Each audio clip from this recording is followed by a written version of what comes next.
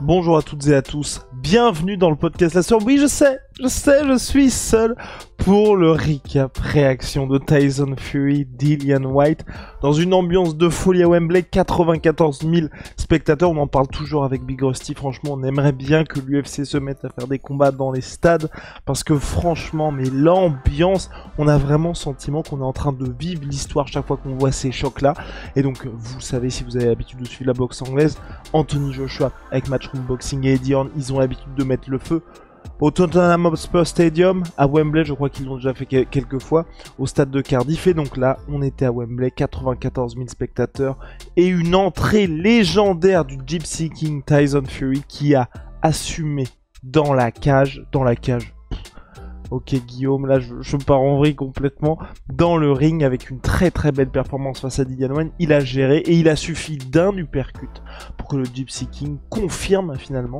qu'il est bien le patron des lourds. Générique. Soit.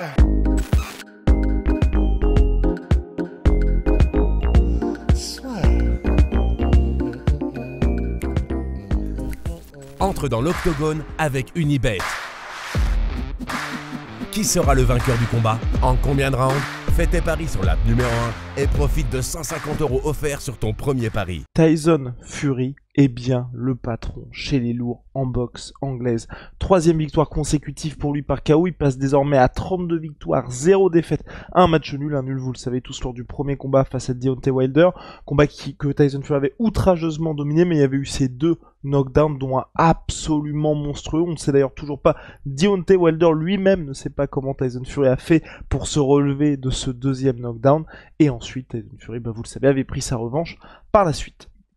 Bien, donc là il a affronté Dillian Whyte, vraiment membre du top 5, ça fait des années, des siècles, et là aussi on le fustigeait pas mal avec Big Rusty, plus de 1000 jours que Dillian Whyte était challenger obligatoire numéro 1 à la WBC. Il aurait dû affronter Deontay Wilder, mais entre le combat de Tyson Fury, plus, vous le savez, il se passe toujours des choses en boxe, il n'avait pas eu son premier title shot, et là ça y est, son premier title shot pour la ceinture mondiale pour Dillian Whyte, et malheureusement pour lui ça s'est terminé violemment par un uppercut parfaitement mis en place par Tyson Fury, deux jabs vraiment, et puis d'ailleurs on peut même dire au global sur le déroulé du combat, Dillian Whyte aura eu énormément de difficultés à casser la distance. Vous avez pu voir ces énormes coups de boutoir qui passaient loin de Tyson Fury. Moi je regrette notamment un travail en combinaison qui n'a pas été là du côté de Dillian Whyte, qui faisait que ok, il tentait des bombes, d'envoyer des bombes en bras arrière, mais qui étaient beaucoup trop lisibles, beaucoup trop attendues par Tyson Fury, qui était,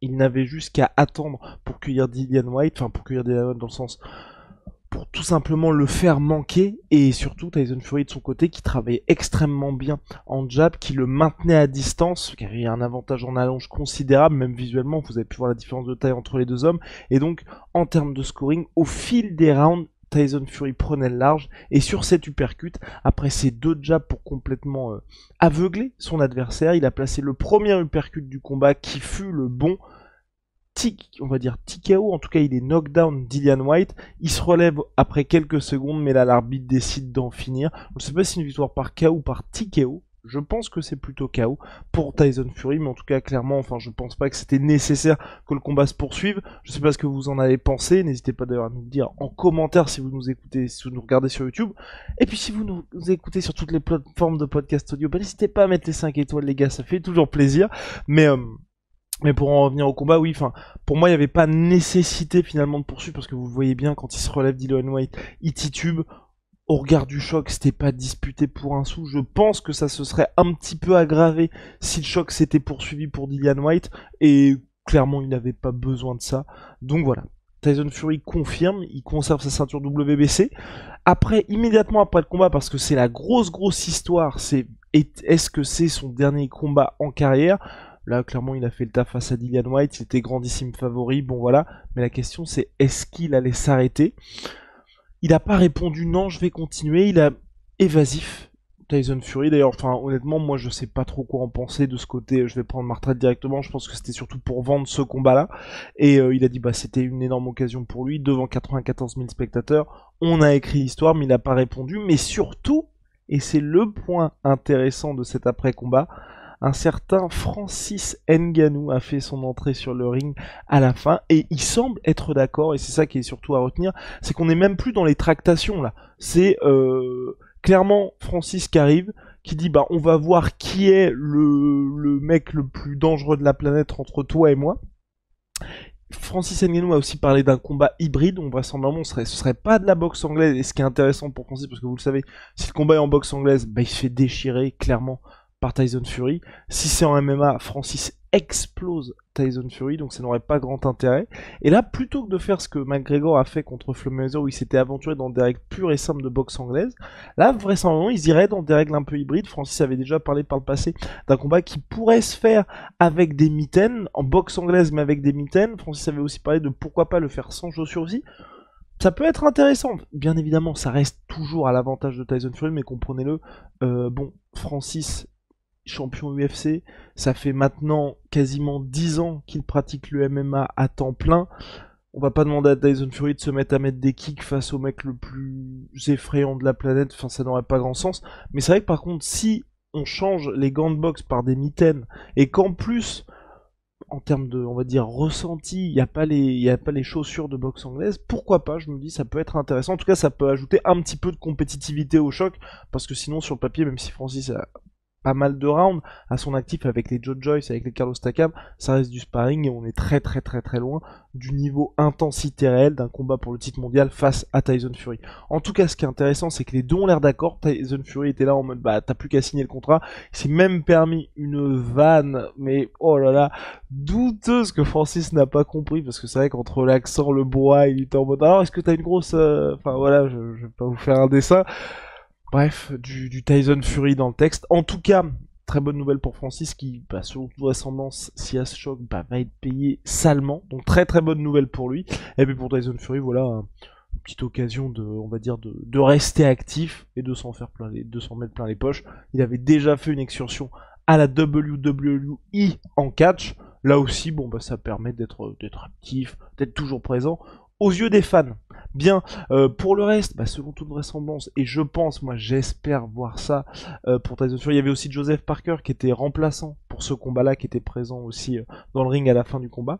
Je sais pas ce qui va se passer pour Tyson Fury, on espère tous le vainqueur de Usyk Joshua pour lui. J'espère que ça tournera pas trop en rond entre Usyk et Joshua. On n'a toujours pas de date officielle malheureusement, même si on l'espère tous qu'il y aura enfin ce combat pour l'unification de toutes les ceintures. On en parle depuis des années. On a voulu, si vous êtes comme moi, vous avez voulu Deontay Wilder contre Anthony Joshua, puis Anthony Joshua Tyson Fury, et désormais on espère Tyson Fury contre le vainqueur d'Usyk Joshua. En tout cas ça y est, il a fait le premier pas. Maintenant à Usyk et Joshua de se mettre d'accord lors de la revanche qui devrait bientôt intervenir. Vous savez, il y a eu un petit peu de retard du fait de la guerre en Ukraine où Usyk était justement mobilisé. Et là, ça y est, il est reparti pour s'entraîner pour la revanche face à Anthony Joshua.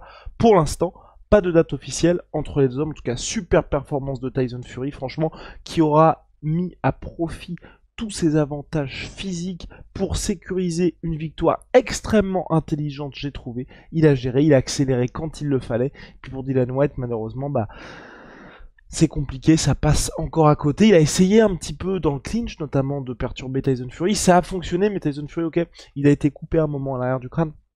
Mais très bien discipliné dans l'ensemble. Il n'est pas tombé dans le brawl que souhaitait installer Dillian Whyte, donc très intelligent Tyson Fury, mais ça c'est pas une surprise. Et pour la suite, pour Dillian Whyte, je ne sais pas trop, un peu compliqué pour lui. Il a déjà une défaite face à Anthony Joshua, une défaite face à Tyson Fury désormais.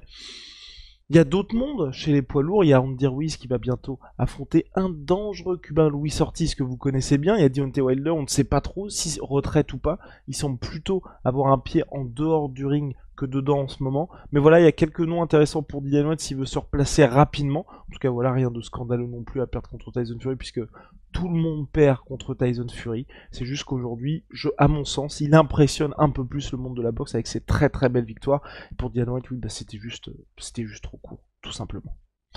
À très vite pour de nouvelles aventures. Big shout out à My Sweet Pea, My Sweet Protein. Moins 38% sur tout MyProtein avec le code la sueur. Venom, sponsor de l'UFC, sponsor de la sueur. Et puis merci à tous pour le soutien. Franchement, ça nous fait vraiment plaisir parce que chaque fois qu'on vous voit, que ce soit dans la rue, là j'étais à Angers dernièrement et j'ai croisé quelqu'un, ça m'a fait plaisir. Enfin, vous avez toujours des bons mots pour nous, que ce soit en message sur Instagram, sur YouTube, sur Twitter et j'en passe. Vous êtes vraiment un soutien énorme et ça nous fait très plaisir parce que oui, de temps en temps on a des petits coups de mou et je peux vous dire que ça nous va droit au cœur. Allez, messieurs dames, à très vite pour de nouvelles aventures avec Big Rusty, avec Big Chris. See ya.